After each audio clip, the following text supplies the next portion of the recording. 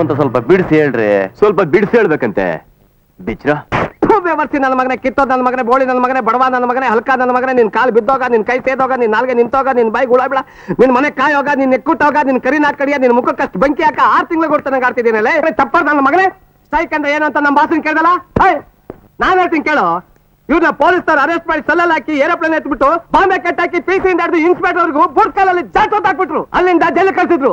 ಇಲ್ಲಿ ಬೆಳಗಾದ್ರೆ letter bathroom ಇವರಿಂದ ಕೀಳ್ ಮಾಡ್ತಾ ಇದ್ರು. ಒಳ್ಳೆ ಹುಚ್ಚು ನನ್ ಮಗನ್ ಸವಾಸ ಆಯ್ತು. ಕೈಗೊಂದು ಅಲ್ಯೂಮಿನಿಯಂ ತಟ್ಟೆ ಕೊಟ್ಟು ಮುದ್ದೆ ಹಾಕಿದ್ರು.